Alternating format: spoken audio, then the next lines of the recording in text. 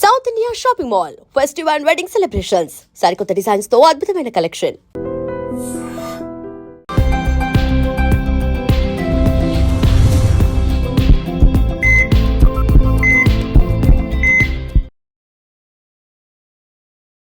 నమస్తే, welcome to healthy conversations with IT media. నేను మీ Jhansi. So ఈరోజు మనతో ఉన్నారు వంటింటి చిట్కాలకు కేరఫ్ అడ్రస్ అయిన మధుసూదన్ శర్మ గారు, ఎండి ఆయుర్వేద.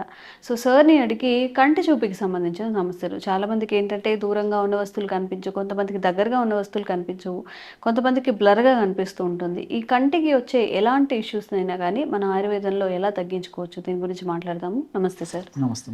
సో చాలా మందికి ఇప్పుడు చిన్నపిల్లల్లోనే కంటి సమస్యలు చాలా ఎక్కువగా వస్తున్నాయి కదా, మరి కంటి ఆరోగ్యాన్ని మనం కాపాడుకోవాలి అన్నప్పుడు ఏం చేయాల్సి ఉంటుంది? ఆయుర్వేదంలో ఎలాంటి మెడిసిన్ ఉంటుంది?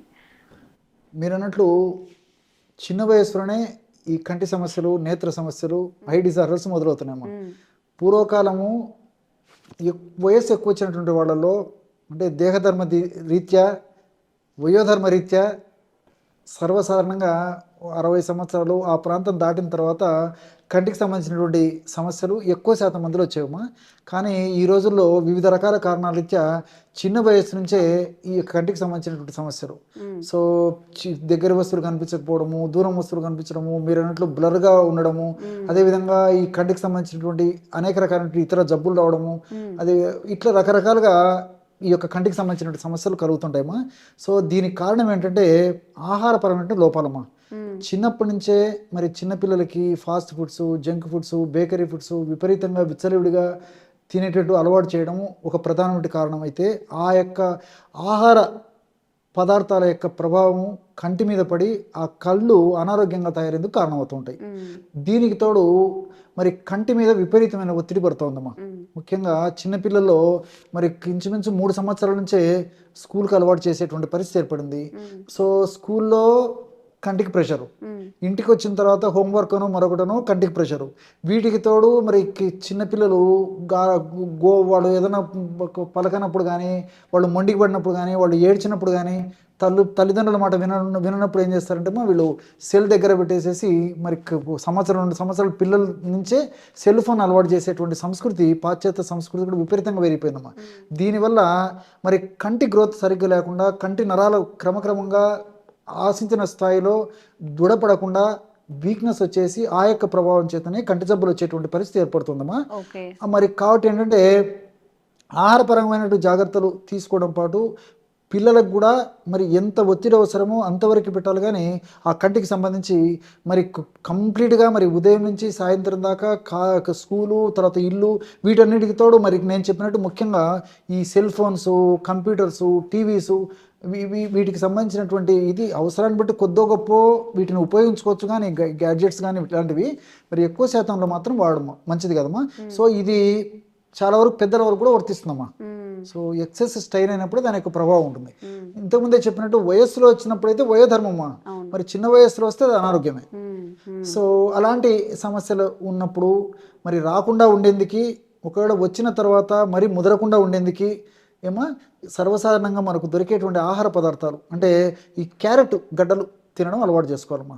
సో క్యారెట్ గడ్డలని మరి శుభ్రం చేసి అలాగే తినడం కానీ, వారంలో కనీసం 2 సార్లు, లేకపోతే క్యారెట్ గడ్డలను సలాడ్ రూపంలో వాడుకోవడం కానీ, క్యారెట్ జ్యూస్ తాగడం కానీ, లేకపోతే క్యారెట్ను వండుకొని కానీ ఏదో ఒక పద్ధతిలో క్యారెట్ను తీసుకోవడం చాలా చాలా మంచిదమ్మా. సో చిన్నపిల్లల నుంచి పెద్దల వరకు అందరికీ ఇప్పుడు ఈ సూత్రం వర్తిస్తుంది. అదేవిధంగా కరివేపాకమ్మా. సో మనం ఏం చేస్తామమ్మా, చాలామంది 100% మంది కూడా ఈ కరివేపాకును ఆహార పదార్థాల వంటకాల తయారీలో వాడతాము. సో ఆ విధంగా ఆహార పదార్థాలు వంటకాలు తయారైన తర్వాత కరివేపాకును పక్కన వారేసేస్తాం. సో ఇదే సంస్కృతి పిల్లలకు కూడా అలవాటు అయిపోయింది. పెద్దలన్నా కాస్త కూస్త చెప్తే తినేటువంటి పరిస్థితి ఉంటుంది, కానీ చిన్నపిల్లలు కంప్లీట్గా పక్కన వారేసేటువంటి పరిస్థితి ఏర్పడుతుంది. దానివల్లనే ఈ కంటికి సంబంధించిన జబ్బులు చిన్న వయసు నుంచే ఎక్కువ కావడం మొదలవుతుందమ్మా. సో చిన్నపిల్లలకి ఏంటంటే కనీసం ఖచ్చితంగా ఈ యొక్క కరివేపాకును తినిపించడం అలవాటు చేసుకోవాలి. సో ఆహార పదార్థాల్లో వంటకాల్లో ఉన్నప్పుడు అంత ఇబ్బంది కూడా ఉండదమ్మా. సో కాబట్టి కాస్త కరివేపాకు ఎక్కువ వేసేసి కరివేపాకును ఏదో ఒక పద్ధతిలో వాళ్ళకి ఆహారంలో కలిపని ఇవ్వడం మంచిదమ్మా చిన్నపిల్లలకి, నేత్ర జబ్బులు రాకుండా ఉండాలంటే. అదేవిధంగా వారంలో కనీసం 1-2 సార్లు మునగాకు కూర పప్పు కానీ కూర కానీ ఏదో ఒక పద్ధతిలో మునగాకును కూడా వాడుకోవడం మంచిదమ్మా. వీటన్నిటిలో కూడా విటమిన్ ఏ ఎక్కువగా ఉంటుంది. అదేవిధంగా వివిధ రకాలైనటువంటి ఇలాంటి పదార్థాల్లో జియోగ్జాంతిన్, ఇలాంటి ల్యూటిన్, ఇలాంటి అనేక రకాలైన రసాయనాలు కూడా ఉంటాయి. కాబట్టి ఇవన్నీ కూడా కంటి దృష్టి దెబ్బతినకుండా ఉండేందుకు చాలా చక్కగా ఉపయోగపడతాయమ్మా. సో కాబట్టి ఇలాంటి ఆహారంలో ఖచ్చితంగా ఒక భాగంగా ఖచ్చితంగా చేసుకోవాలి. దీనివల్ల ఏంటంటే నేత్రాలకు సంబంధించిన జబ్బులు చిన్న వయసులో రాకుండా ఉంటాయి. అథవా వచ్చినప్పటికీ చాలా త్వరగా తగ్గిపోయేందుకు అవకాశం ఏర్పడుతుందమ్మా. సరే, వీటన్నిటికి తోడు మరి ఆల్రెడీ సమస్య వచ్చింది. సమస్య వచ్చినప్పుడు ఎలాంటి ఔషధాలు వాడుకోవాలంటే త్రిఫల చూర్ణం ఒక 50 గ్రామ్స్ తీసుకోవాలి. అతిమధుర చూర్ణం 50 గ్రామ్స్ తీసుకోవాలి. అశ్వగంధ చూర్ణం 50 గ్రామ్స్ తీసుకోవాలి. సో త్రిఫల చూర్ణము, అతిమధుర చూర్ణము, అశ్వగంధ చూర్ణం ఒక్కొక్కటి 50 గ్రామ్స్ చొప్పున తీసుకోవడం వల్ల టోటల్గా 150 గ్రామ్స్ ఔషధం రెడీ అయిపోతుంది. సో ఈ 150 గ్రామ్స్ ఔషధము 1 నెలకు సరిపోతుందమ్మా. పెద్దలకు సంబంధించిన డోస్ ఇది. సో ఎలా వాడుకోవాలంటే ఈ 3 పదార్థాలు బాగా కలిపేసి ఒక గాజు సీసాలో నిల్వ ఉంచుకొని రోజు ఉదయం ఆహారానికి ఒక అరగంట ముందు, రాత్రిపూట ఆహారానికి ఒక అరగంట ముందు 1/2 టీ స్పూన్ ఈ యొక్క చూర్ణాన్ని తగినంత స్వచ్ఛమైనటువంటి ఆవు నెయ్యి, ఒకవేళ ఆవు నెయ్యి దొరకకపోతే స్వచ్ఛమైనటువంటి గేదె నెయ్యి, ఒకవేళ ఇలాంటి గేదె నెయ్యి ఇలాంటి వాడకూడనటువంటి వాళ్ళు, మరి ఆవు నెయ్యి స్వచ్ఛత దొరకకపోయినటువంటి వాళ్ళు కానీ, నెయ్యి అంటే భయపడేటువంటి వాళ్ళు కానీ, ఇలాంటి వాళ్ళు ఎవరైనా ఉంటే మరి నెయ్యి బదులు నెయ్యికి ప్రత్యామ్నాయంగా తేనెను కూడా వాడుకోవచ్చు అనమాట. తేనె కలిపి కూడా తీసుకోవచ్చు. సో ఈ 2 వద్దనుకున్నటువంటి వాళ్ళు నీళ్ళలో కలిపి కూడా తీసుకోవచ్చు అమ్మా. అయితే కాస్త పౌడర్ 2.5 గ్రామ్స్ పౌడర్ నోట్లో వేసుకుని నీళ్ళు తాగొచ్చు. సో రోజుకి 5 గ్రాములు, ఉదయం పూట 1/2 టీ స్పూన్ అంటే 2.5 గ్రాము, రాత్రిపూట 1/2 టీ స్పూన్ అంటే 2.5 గ్రాము, రోజు 5 గ్రాముల చొప్పున వాడుకుంటే నెలకు 150 గ్రాములు అవుతుందమ్మా. మళ్ళీ తయారు చేసుకుని వాడుకోవాలి. మరి పిల్లల విషయం వస్తే 3 సంవత్సరాలు 4 సంవత్సరాల పిల్లలు కూడా ఇలాంటి సమస్యలు సర్వసాధారణం అయిపోయాయని చెప్పాను కదమ్మా. వీళ్లకు 4-5 చిటికలు, ఒక 3 సంవత్సరాల పిల్లలకు ఏదైనా కొంచెం నేత్రాలకు సంబంధించిన సమస్యలు వస్తే ఈ చిటిక అంటే తెలుసు కదమ్మా, పించ్ అంటారు అనమాట.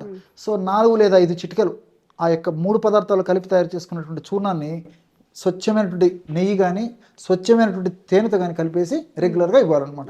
వయస్సు పెరిగే కొద్దీ మరి 1 గ్రాము, 1.5 గ్రాము, 2 గ్రామ్స్ ఈ విధంగా పెంచుకుంటూ పోతే సరిపోతుంది. ఈ విధంగా దీర్ఘకాలం పాటు వాడినప్పటికీ మరి అలాంటి వాళ్ళకు ఎలాంటి ఇబ్బంది ఉండదు. క్షేమదాయకంగా పనిచేసేటువంటి ఔషధాలు, కేవలము నేత్ర దృష్టిని మెరుగుపరచడమే కాకుండా ఇలాంటి ఔషధాలు వాడుకోవడం వల్ల ఇలాంటి ఔషధాల యొక్క ప్రభావం చేత శరీరం కూడా శక్తివంతంగా తయారయ్యేందుకు ఉపయోగపడతాయి. దీనికి తోడు మెదడు కూడా చాలా చైతన్యవంతంగా ఉంటుందమ్మా. పెద్దలకు కానీ పిల్లలకు కానీ ఈ రోజుల్లో వివిధ రకాలైన కారణాల రీత్యా మరి మెదడులో వివిధ రకాలైనటువంటి హానికారకమైనటువంటి రసాయన పదార్థాలు తయారైపోయి ఆ యొక్క ప్రభావం చేత మెదడుకు సంబంధించినటువంటి అనేక రుగ్మతలు, జ్ఞాపక శక్తికి సంబంధించి, ఏకాగ్రతకు సంబంధించిన లోపాలు, జ్ఞాపక శక్తికి సంబంధించినటువంటి లోపాలు, అదేవిధంగా కొంతమందికి పిల్లలకు మాట స్పష్టత లేకపోవడము, కొంతమందిలో నత్తి ఉండేటువంటి పరిస్థితి ఏర్పడము, అదేవిధంగా మరి ఇంకో కొంతమందిలో మరి చిన్న వయసులోనే ఈ పార్కిన్సన్స్, ఈ వణుకుడు జబ్బు రావడము, తలనొప్పి రావడం, ఇలాంటి అనేక రకాలైన సమస్యలు కూడా మరి రాకుండా ఉండేందుకు, వచ్చినటువంటి సమస్యలు చాలా త్వరగా తగ్గేందుకు కూడా ఇప్పుడు నేను చెప్పినటువంటి ఔషధం చాలా చక్కగా ఉపయోగపడుతుంది కమ్మా. కాబట్టి ఈ చిన్న పిల్లల నుంచి పెద్దల వరకు అందరూ వాడుకోదగ్గ దివ్యమైనటువంటి ఔషధం ఈ ఔషధం అమ్మా. ఓకే, సో చక్కగా దీన్ని తయారు చేసుకొని చక్కగా యూజ్ చేసుకోండి, ఈ కంటి చూపుని మెరుగుపరచుకోండి. Thank you so much. నమస్తే. And for more videos, please subscribe to iDream. Please subscribe to iDream. Please subscribe iDream. And please subscribe to iDream. For more videos, subscribe to iDream. please like, share and subscribe to the channel. Congratulations, iDream. Subscribe to iDream. Subscribe to iDream. So subscribe to iDream Media. iDream ki iDream team andarki huge congratulations. Please subscribe iDream Media. Please subscribe to iDream. Subscribe iDream. Please subscribe to iDream. iDream అంటే నా కళల ఛానల్ను subscribe చేసుకున్న నోరు తిరుగుతలేదు, మీరైతే గంట గుర్తు కొట్టండి. For more such videos, please subscribe to iDream. Subscribe to iDream. Please subscribe to iDream. Please subscribe iDream Media. Please do subscribe to iDream. Please subscribe to iDream Media. For best entertainment and information, please subscribe iDream. And don't forget to subscribe to iDream.